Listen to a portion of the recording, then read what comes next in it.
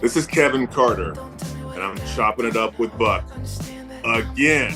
The first show and number 64. Yeah, the $64 question. Who's the guest? You know who it is. It's Kevin Carter, right here with Chopping It Up with Buck. Love it.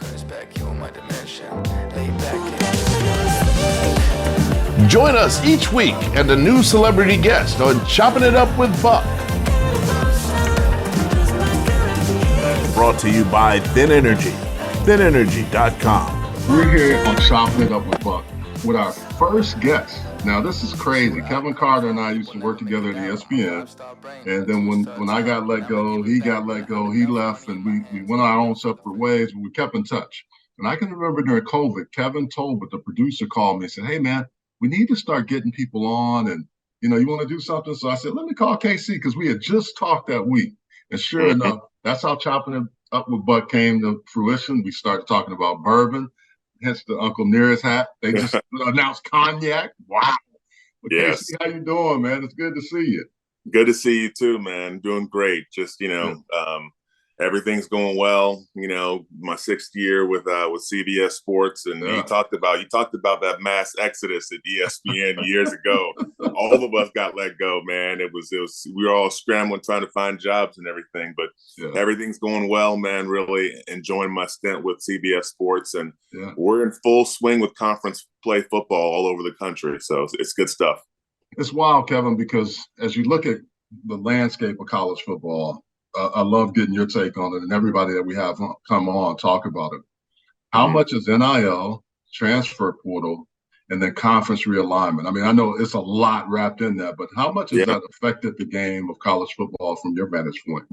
Well, what you're really seeing is, you're seeing the result of NIL and COVID and, the transfer portal. You're seeing all of that kind of turn what we know is modern college football into really free agency. I mean, you really got these kids that, had a free pass to kind of go to other places and, without penalty of sitting out, after COVID and everything. And you've really seen just a really game of musical chairs in terms of where kids are trying to find playing time, and also where conferences are trying to find teams that are relevant to keep their conference afloat.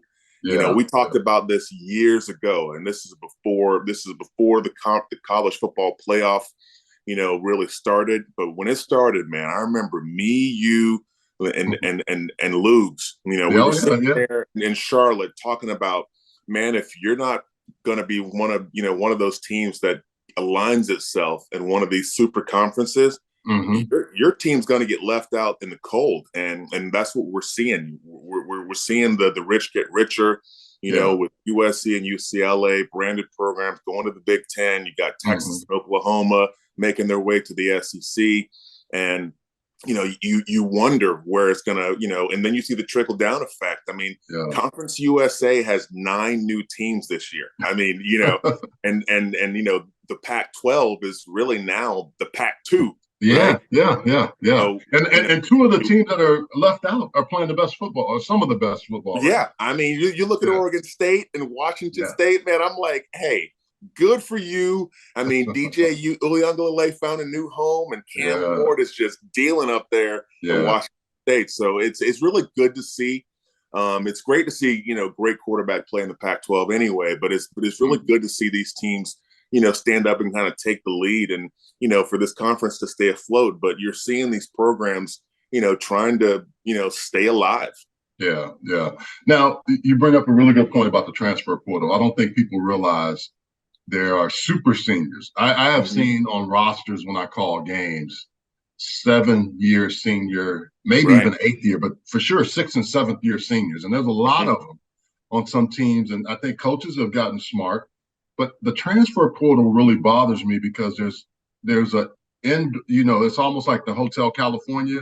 You can enter, but you can't leave in some instances. 45%, they ain't leaving.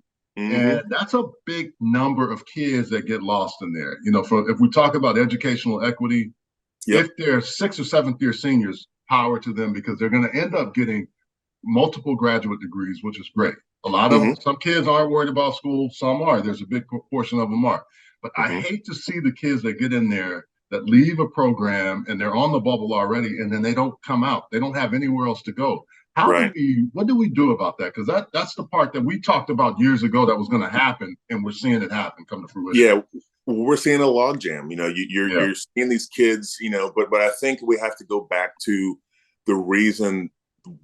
Why I think the reason why these kids go to college to play football in the first place is really going to get challenged. And I think with football being as widespread as it is, and it being the revenue cow for these universities, there's probably and I hate to say this, but there's probably too many programs in existence. There's probably too many places out there, but you have a disproportionate number of players that think that they're supposed to be the dude, on Saturday for a Power 5 program, and you got these kids are really getting diluted, by their rankings and all the stars by their names, and we see it every weekend now. We didn't see it as much, but you see kids playing before they're really ready, and it's really to satiate these kids, being promised playing time, on the field, so they won't transfer. And that's what these coaches are doing. They're pandering to keep these kids on their roster because they know if these kids aren't happy, they'll hit the portal, and their recruiting classes will be made null and void. And that's really the meat of how you're judged as a coach. How can you recruit? Can you keep players there? Can you develop them? Can you put a quality product on the field and win games? So I think that's what we're seeing kind of across the country. We're seeing the problems that come along with all these kids hitting the portal, the NIL. You have sponsors that are wondering why their $500,000 isn't out there on the field when he got beat out by the other kid. It's really taking away some of the choices of disseminating talent and saying, hey, who deserves to play, and put the best product on the field. And that's not always the case. So I think, we said this when coaches' decisions start being affected by sponsor dollars, and it starts becoming a different thing. It starts becoming more sports entertainment rather than just sports. And I think, these coaches are really going to have to take, just a pill of truth and a dose of just, reality, and knowing that, man, hey, you want to keep your job or you want to satisfy some kids, coming into your program. And I think that's what we're seeing all over. You're seeing the difference between the coaches that can keep it together and those that just have kids that, people bleeding out of their program every year. Yeah. Well, Kevin, you bring up a really good point. How can coaches do that? Because how can you still coach and drive kids like Dick Vermeil or our coaches back then? Right. The tough coaches that sometimes you didn't like them, right? There were times you didn't like those mofos, right? You wanted to fight them sometimes. Yeah. But you had enough respect for them that you would say, okay, coach, I see your vision. Right. Now it's about the school has a brand, the coach has a brand, and the players have brands. How can some of these coaches still keep guys in line and keep them on the right path? Because I think that's the one thing we don't look at enough to give coaches credit for being able to do that. Right. I think the magic is embedded within the same old thing that we've always said. Okay, it's about collective buy-in and managing personalities. It's about the ability as a coach to really sell and teach and abide by the mantra that the contribution, whether big or small, is the difference between winning and losing. Whether you're a scout team player or a first team player, everyone having pride in that team. And maybe it takes some attrition, losing guys along the way, but really focusing in on the guys that stay, the guys that will buy in, and letting those guys leave and say, hey, they weren't part of our plan anyway. You talk about Dick Vermeil. Dick Vermeil said, in 3 years, we'll be world champs. But in 3 years, everybody you looking at ain't going to be part of the equation that gets us to the mountaintop. And I think, take someone like Georgia. Okay. Yeah. Whenever you have a team like Georgia that has the attrition of losing 29 players to the NFL draft in the last 2 seasons, but still can put a quality product on the field, there's something that Kirby Smart's got going there. It's called development. It's called quality recruiting, and the promise that, yes, you, Jalen Carter, even if you don't start for me, if you ride the pine and Jordan Evans, who's a 3-star out of Charlotte, who was they almost ran him off the field because they called him fatty. And he got himself in shape, and now he's back-to-back first-round picks. That's awesome. Well, that's the thing. Well, when you can sell someone like a Jalen Carter to say, hey, Jordan Davis is going to play in front of you. You're still going to play. But you know what? If you trust me, if you trust what we have going, if you trust the development, if you buy in and do this, not only will you go first round, but you'll have every All-American accolade and play for national championships as well. You have coaches like Nick Saban. Dabo used to have it going like that. Now you're seeing Dabo has to get into the portal. He has to get he has to get into the portal. Dabo's pride is getting him right now. So I agree. That's a pride. That's a different discussion. That's a long question in and of itself.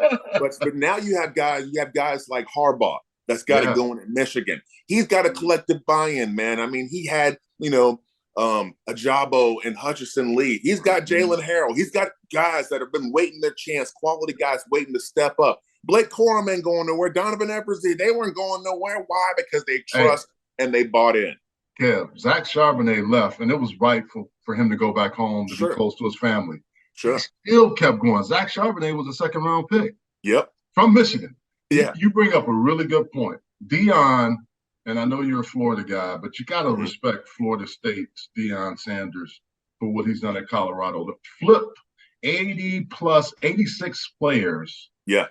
In a not a full cycle, but from spring to fall, they turned over 86 players. Yeah. How do you do that? And they're actually playing pretty well without Travis Hunter, and they don't have O-line D-line. No. Their O-line and D-line is not very good. Right. How has he been able to do that? That quality that we just talked about, being able to be the person that makes a promise to parents and promise to kids that you will get your turn. There's a silver lining in this, that if you become part of something great, you too shall achieve greatness as well. Okay, he didn't have to sell Travis Hunter on that, just like he didn't have to sell Javon Antonio on that, who's a receiver that no one knew about the first 4 weeks. But, man, he steps out against Arizona State and has a game, okay? He didn't have to sell Omarion Miller, right?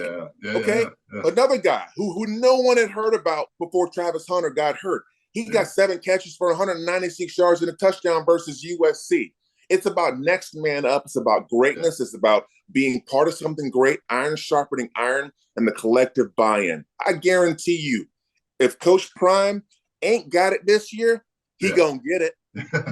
Okay, he gonna get it. He telling y'all, he says, hey, we ain't coming no more, we here. And hey, this is the worst will be. You better get us now.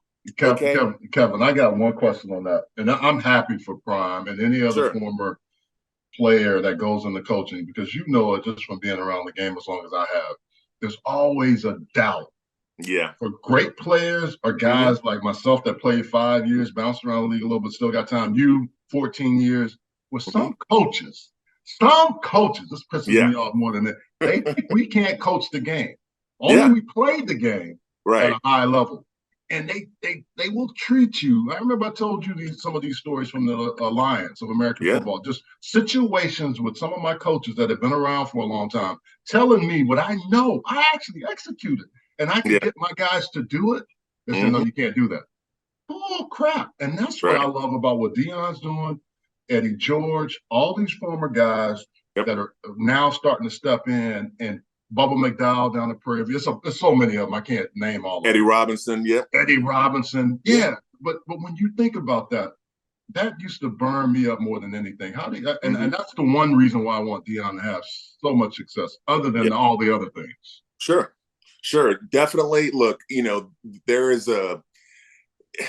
us as players trying to be coaches, our kids getting into the sport. I mean, man, it's surprising how much pushback you get having a PhD in this crap. You know what I'm saying? I mean, a double, triple PhD. How many sacks did you have, Kevin? 104.5 sacks. Yeah, okay. Hall of Fame. Yeah, you should be, but hell yeah, 104 sacks. Yeah, How many yeah, did you have in college? How many do you have in college? I don't even know. I don't Yeah. even know. Well, let's just say 30. I ain't in that Hall of Fame either. Yeah, but listen to this though. You know as well as I do. With that resume Right. and just being being around not only your football ability, but the coaches that we learned under. Some Yeah. of the great coaches that we got a chance to sit there and learn and understand. So the stuff that they're doing now, some of it's cyclical, some of it comes back, but Yep. some of it doesn't change. Yep. And I one guy that did play like us, and I got to ask you about Mario. Why not take a knee in that game? You hurt your players. You hurt I mean that hurt me. That hurt my heart for not only the offensive players but the defensive players. Because think about that, Kev. They were already thinking about the girlfriends, the parties. Yeah. Their mind was there, and all the coach had to do was take a knee. Yep. The ultimate team sport, you see it on display every weekend. You see when coaches make mistakes, in the pivotal moments of the game, look, I say hold them accountable. I say, you know what, the coach should be blasted for that because that decision, wasn't a deficit of your defense. Your defense had done its job. Okay. Take a knee, stop being greedy, stop with the stats, stop with the ego. And we see it week in and week out. Coaches, there are surefire ways, game control metric, controlling the vertical field position, being smart in those analytical moments. Look, there's a coach on your staff at one point. If you were in the NFL, there was one guy, he didn't do nothing else but walk up in the coach's ear and say, hey, coach, we're 30% more likely to win if we do this. Okay? You're looking at those pivotal numbers and those crunch times. And you know what? It's all documented. It's all data. You should not do a different thing versus what the laws of average say you should be doing. We see coaches make these mistakes, these critical errors in judgment every weekend, and it pains my heart. And it pains my heart because if they'd have had one of us around them, they wouldn't have made that damn call. And that tells you they ain't got somebody in their ear that knows better. And then you see it all the time. And I love calling it out because especially like you said, that wasn't the player's fault. Man, them wins on Sunday, they hard to come by. They hard on any level, Cat. On any level, Saturday, Sunday, man, you better win those small battles within the games because there's always 4 or 5 plays, moments, game-changing, momentum-swinging things that you can point to in every ball game that tells you what happened. So, before we take a break, what's interesting is coaches always ask players, I need you to focus. I need you to be in the moment. I need you to get to the end. You said something, and we didn't even talk about this. That was the first thing I said. You got to have a guy on your staff that knows clock management. Yes. You got all these analysts. You got all these other things. Yep. But Homer Smith had all of us. All of us on offense had to know clock management. Yes. He wrote the book on it. Go look it up. It's a great book. And even today, end of half, end of game. How many times did you and I sit in there? And even on defense, you were a defensive guy, but you guys know, you look up, you start doing the math in your head. You may be off a few seconds, but you're pretty close, +1 or +2 either way, or -1, -2 either way. You kind of know. But pains me to say, where was the focus from the coaching? Right. Yeah, I mean, you have to have that dude that'll, like you said, get in your ear and say, hey, coach, we got to take a knee here. You have to play all those scenarios because if you don't, man, it is so hard to get that back. And I feel for those kids after having, like you said, the defense played well to hold them in. Offense didn't play well, but they came back at the end. You got to have better clock management. When you see a coach like Nick Saban, and we make a joke, that he runs the largest coach rehabilitation clinic in the country, right? He always surrounds himself with great offensive and defensive minds. That's why you see his tree constantly being plucked for its top selling fruit. Okay. Yeah. There's no mystery on how you become a great coach. It's all about mentoring. It's all about learning from the greats. It's all about taking a page out of someone who's done it the right way and putting it in your toolbox and putting it to work. And guys like Steve Sarkisian, guys like Kirby Smart. Kirby Smart was a quality control coach on a Miami Dolphins squad that had Will Muschamp coaching the DBs. Dom Capers ran the defense. oh, and a guy named Dan Quinn was my defensive line coach. Okay, it's no mystery. There's always a direct correlation to good coaching. And it's the same thing with players. Okay, you have to pedigree, you have to raise, develop, and teach them the right way.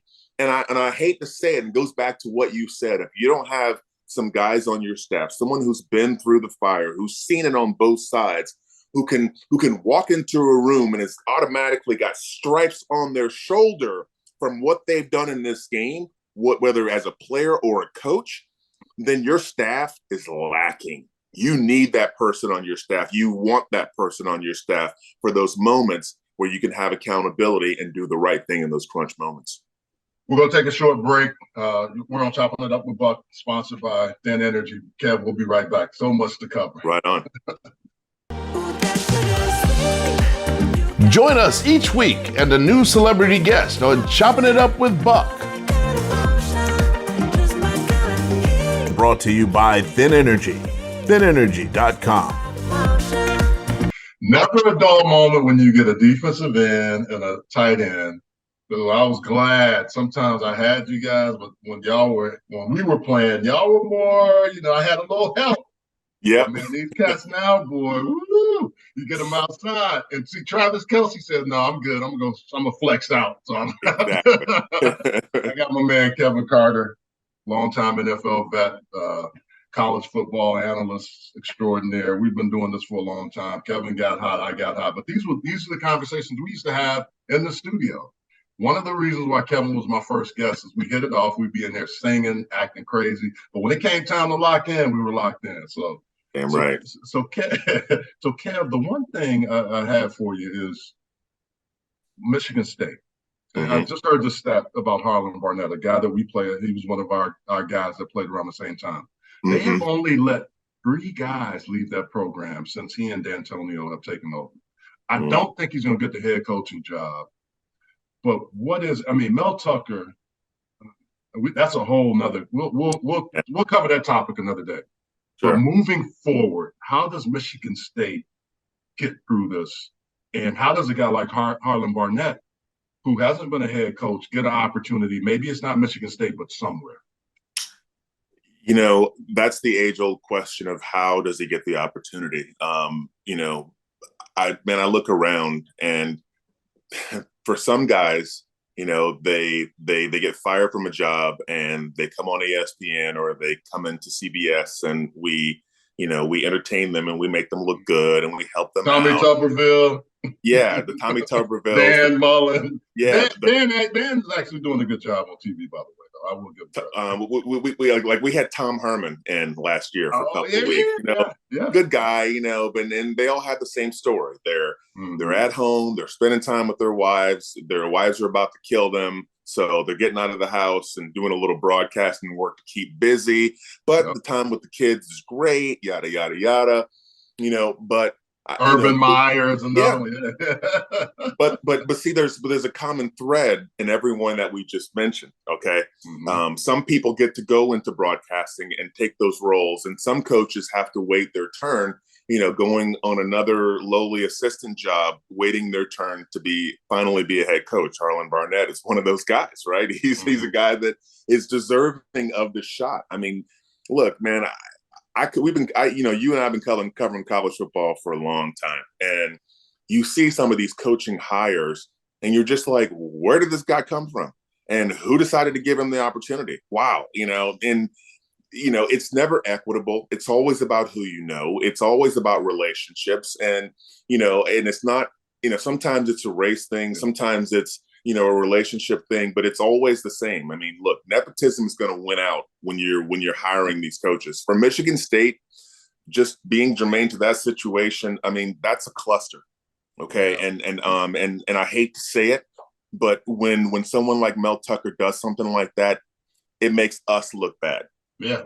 Okay, and I'll say it specifically, us as brothers and black culture. It means the African American community in terms of coaching opportunities. It makes us look bad. It gives us a negative shroud. One more reason not to give, that person, that Eric Bieniemy, that whoever it is, a chance, to finally be, a head coach and get what he deserves. I mean, guys move seamlessly from coordinator to head coach. The guys like Dan Lannings and the Mario Cristobal's of the world, they slide into head coaching jobs, and I get it.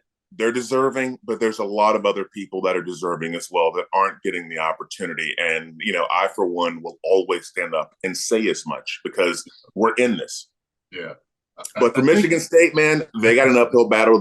They have a culture, and that's why you saw – funny, you mentioned D'Antonio, okay? Yeah. That's why you see him back on the sideline, in the midst of this crisis or whatever they're having in Michigan State. But the good thing is Mel Tucker has recruited very well. And if and a lot of those kids, decide to stay, if they decide to buy in, this is still a quality team. I mean, when you're producing guys that are going to the NFL, when you're, winning games every now and then, like beating Michigan when you shouldn't or whatever, you're giving people a run for the money, you're becoming a relevant program. This is still, I think a pretty good job to take, when the cupboard is nowhere near bare and you could do something with the talent that's still remaining. I got to ask you about your school, Florida. I'm intrigued by your opinion on the school because a lot of people ask me about UCLA, and I will give them my honest feedback as an analyst. My heart might say something else. And by the way, I'll get to go back and we're going to induct Terry Donahue introduce Terry Donahue's statue. He's got all the roses on it from wins that he's had. So that's going to be great. That's but cool. From Florida's perspective, and you as an alum and a guy that has spent a lot of time around that program, what do you see with Florida? Florida is a place that, because it's a branded program, because it's one of those places, maybe like 4 or 5 places in the country that has the unrealistic expectation of being relevant, not only in SEC play, but also national championship contention, college football playoff. And it's really delusional. It's really irrational. It's really, an ask that, only maybe 2 to 4 teams can actually say that each year. If you're Ohio State, if you're Bama, if you're Georgia, you're one of these programs, you can say, hey, we should be knocking on the door every year. But if you're not, the expectation is that of a Texas or an Oklahoma. You're just selling wolf tickets. You're just and I think Florida kind of has reached that status of just unrealistic expectation, especially in regards to where they are and where they have to get to. Man, when I see Florida play and I see them line up against Utah and they just get beat down in every phase. I see them. Utah looked like more like the SEC team. This year, hey, they really did. Whittingham, I got to give him, his due. Yeah. But when I see them line up against Kentucky, and it's a matchup that we've dominated. I say the Gators have dominated for years, but Mark Stoops has it going there. They were more physical. They ran the ball down our throat, and we had no answer defensively. And that's the hardest thing to see. Like Florida's always had dudes on defense, even when we weren't winning games necessarily. There's still guys that are in the NFL that came off of Florida defenses, and man, we don't have that anymore. We don't look Jarvis Williams, Lewis Oliver. Yeah, y'all had a bunch of linebackers. We played y'all in the Aloha Bowl, and they had Emmett, right? Yeah, and they weren't great on offense. Right. But defensively, y'all had some dudes. I mean, we were Webby Barnett. Ellis Johnson. I can just keep naming guys that y'all have had in the past that I played against. The freak. And when Spurrier came in, that changed everything from an offensive standpoint. Look, when I was a senior, there were 4 very talented freshmen that told me that we were going to be great through the 90s. And those 4 freshmen were Jacquez Green, Riedel Anthony, Isaac Hilliard, and Fred Taylor. Okay. And shortly thereafter, you had the arrival of the freak. You had Mike Peterson, Johnny Rutledge. You had Alex Brown. You had dudes for days coming out of our program, and it continued with Urban Meyer. 2 national championships within 6 years. But now we're seeing the attrition from doing things the wrong way. Right? You rob Peter to pay Paul. You make a deal with the devil. Then you got to recover from that. FSU went through that, right? And Mike Norvell has finally got things, seems like he's got things back on track because he has the recruits. He's got, the Keon Colemans and Trey Bensons of the world. He's got a pretty good quarterback in Jordan Travis. And, he's got dudes and they finally look like they're supposed to look. Well, Florida isn't there yet because from a recruiting standpoint, they don't have dudes, and I went and talked to the team and I told them, I said, the thing that stands out to me that, when I walk into this brand new, whatever $1 million facility that you just built, is I look on the wall. The far wall has the conference championships and there's probably 8 or 9 of them there. Well, guess what, guys? The person you're looking at, the guy, this old crusty guy, this old middle-aged dad that's talking to you today, I have 3 of those. 3 of those belong to me, okay? And it's been a while since we've, been holding up some SEC trophies and saying that, who can say that they went to school and won 3 conference titles when they were there? Hardly anybody. I'm like, but that's the greatness, the irrational greatness that is expected of you here. And if you don't buy into that, if you don't believe that, then you're in the wrong place. Well, I'm gonna blame you and your compadres. Y'all shouldn't have won 3. Y'all have made it bad on everybody. Hey, you set that standard, it's one of those things that's almost impossible to really follow. But I think you have to have a guy, you have to trust a guy, and I like Billy Napier. I like what he stands for. The only thing that I may question is how well he can recruit, and that's on the backs and the reputations and the ability of his assistant coaches. Okay. Your assistant coaches got to go out there and they got to hustle. They got to sell. They have to sell an ideal. And that was one of the criticisms of Billy Napier coming from the Sun Belt. You're like, okay, are your guys going to be able to talk the language and talk the talk and sell these 4 and 5-star recruits on the vision that you have when you haven't coached anybody? Yeah. You know what I'm saying? And KC, especially when you have Miami and Florida State now starting to rise again, too. And Georgia, who always has gone down in northern Florida, all over Florida, to get you guys to come up to Georgia. You know what I'm saying? Yeah. You got 3 really good schools. You're almost in that triangle from your perspective where you got all these schools around you. Right. And not only those, but everybody else coming in that area recruiting that talent. The world has shrank. Back in the days, gone are the days of if you're a Florida or Georgia recruit, all you got to do is just go to your backyard and just choose a program. Hell, Florida State, Miami were all top 10 when I came out of school. For me to be looking at Notre Dame or Nebraska or one of these other programs, I didn't have to do that. I didn't have to look anywhere else because, man, I had the best right in my backyard. That isn't the same anymore. These kids are being lured and there are NIL dollars at work. And I think in this new climate in college football, not only do you have to recruit, you've got to have an entire, University Athletic Association marketing department that is dedicated to fueling the building of a quality team. And that there is no blueprint for. That is something that is going to have to take place organically. And time will tell if Billy Napier is the right guy at Florida, because the proof is going to be in the pudding. Either you're going to win or you're not. Everything else, nothing else really matters. We're going to get you out of here in a little bit. What's the greatest story about you that's never been told? The greatest story that's never been told.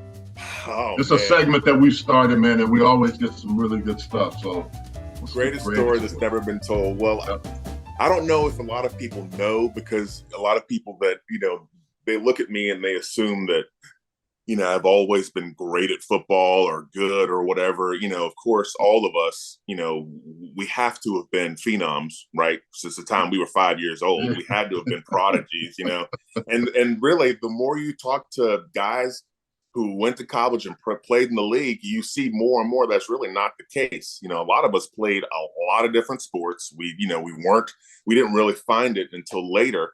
And like Malcolm Gladwell says, the best athletes sometimes aren't made, they're born. All right. And so, a guy like myself, my freshman year in high school, I was in marching band.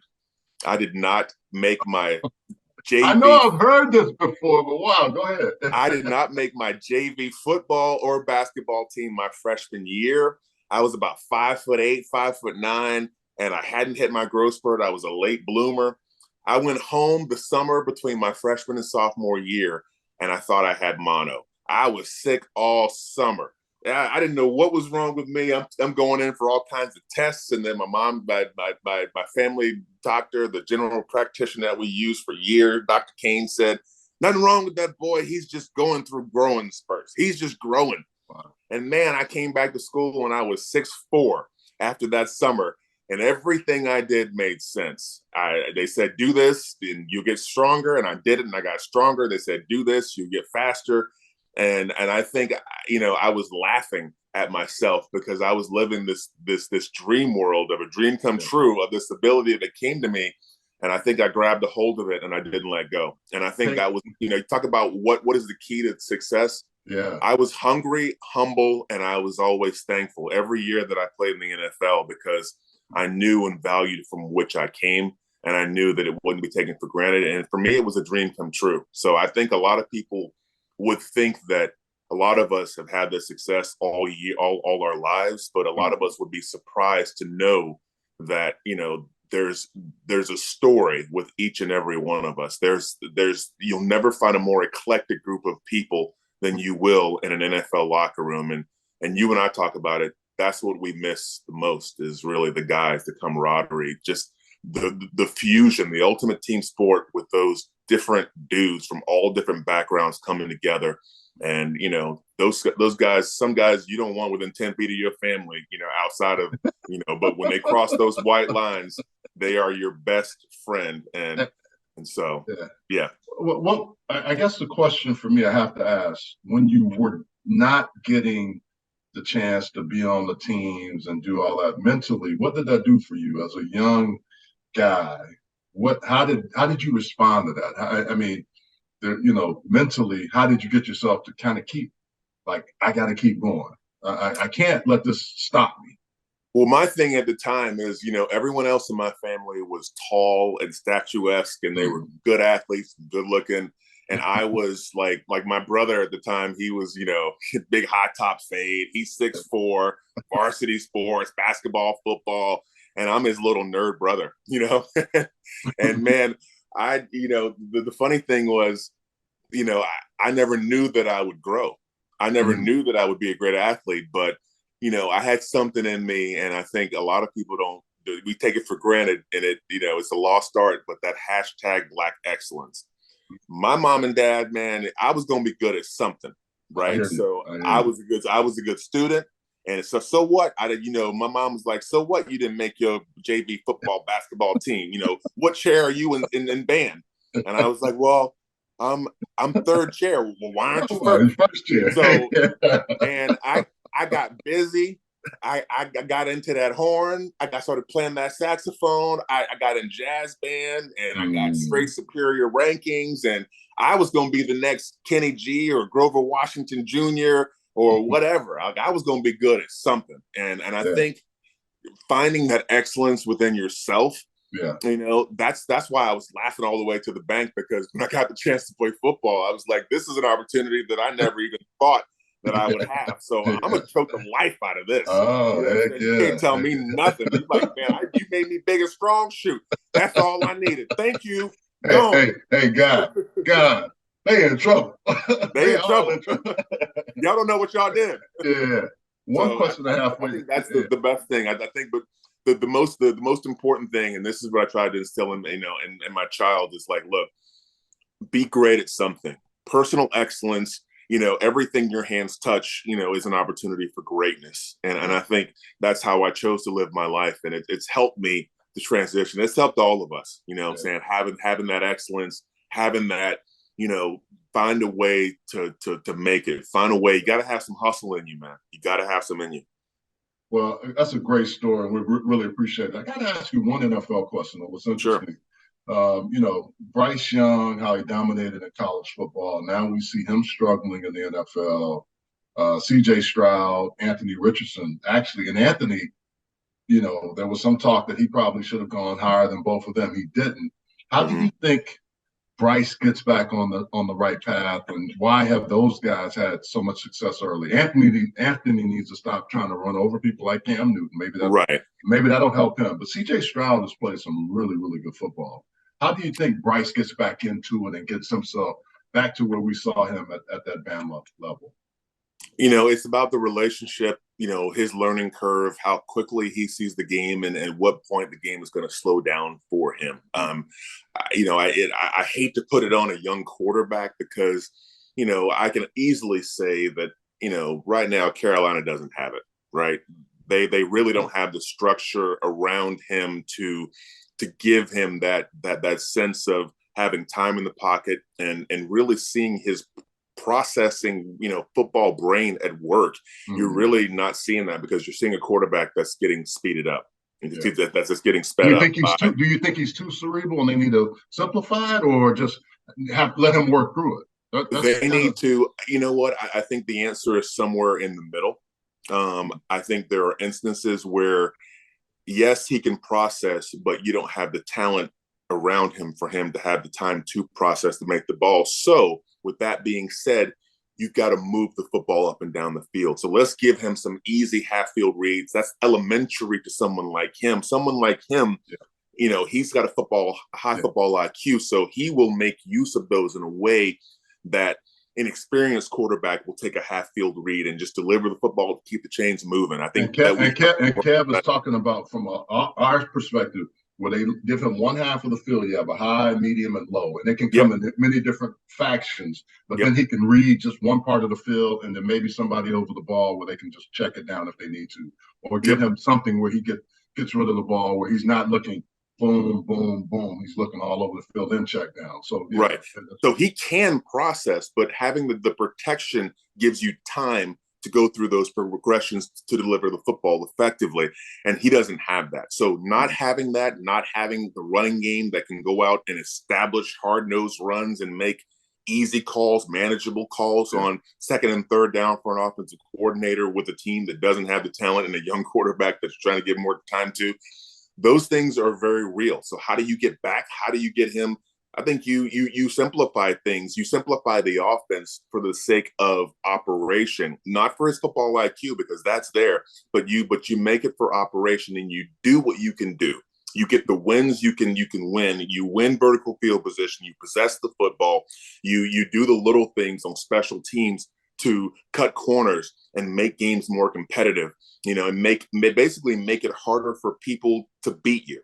Give yourself the best chance. And right now, what you see all over the league is you have NFL teams, NFL coaches with NFL talent, and they have NFL egos so they want to win the way they want to win, and they're not going to compromise their scheme because they're afraid if they compromise their scheme, then it's going to reflect poorly upon them and their ability to coach and or develop or put a quality scheme out on the field. I tell coaches all the time, I tell people, there's a fine line between looking smart as a coach and getting winning results on the field. Man, you have to sacrifice your ego and do what works sometimes so that your genius can come through. Sometimes your decision-making as a coach has just as much to do with what you're doing from an X's and O's standpoint. It's what position you put your team in against who they're playing. If you're playing that team that is struggling and you know that, okay, quarterback's going to have a little bit more time to operate, not because they're not good, but because they're not playing complementary football, then you take those opportunities and have a more complex game plan. But if you're going out against someone who's leading the division or someone that you can't beat, for the Carolina Panthers, if you're going out against Tampa Bay, you're going against playing the Saints in your division. Those are tough division games. And guess what? Those two teams are better than you. And they have veteran defenses. Todd Bowles, he will carve up a young quarterback in terms of giving him time. He knows your deficits. And I think that's what they have to do, take a step back from the playbook and just do what works and keep him upright. Because if they don't do that, Bryce won't make it through the season, and you'll be playing with number two, thinking about what you're going to do next year, thinking about the offensive line you got to get so you can keep your quarterback healthy and, maximize that first-round draft pick. I appreciate that. Well, we're going to get you out of here with a 2-minute drill. Just quick rapid-fire questions, and you can answer them as quickly as possible. First thing pop in your mind. The best sack you had in the NFL, and the one that you remember to this day. Was the very first one at Lambeau Field. It was my 22nd birthday. Wow. I was a young buck, first round draft pick, went on our first road trip. We opened up at Green Bay. Man, Isaac Bruce, back in those days, he was still playing special teams. He got a block punt, and I sacked Brett Favre, and we went home. Man, beat him 17-14 at Lambeau Field my rookie year. The Rams started out 5-0 that year, only to get brought back down to reality as the season got in full swing. And I think we ended up like 6-10 that year, but it was an exciting start for the new St. Louis Rams, and yours truly was a first round pick, and I got my first sack on my birthday back in 1995. Did you hear that? Did you take the air out of Brett? Did you hit him and like, oh, hear him? Or what did you? Do you even remember what you did? I remember it. He got up and headbutted me and slapped me on the butt real hard and said, "Good hit, man. Good hit." That sounds like Favre. Watch this shit. I'm about to carve you all up. So he was just talking trash.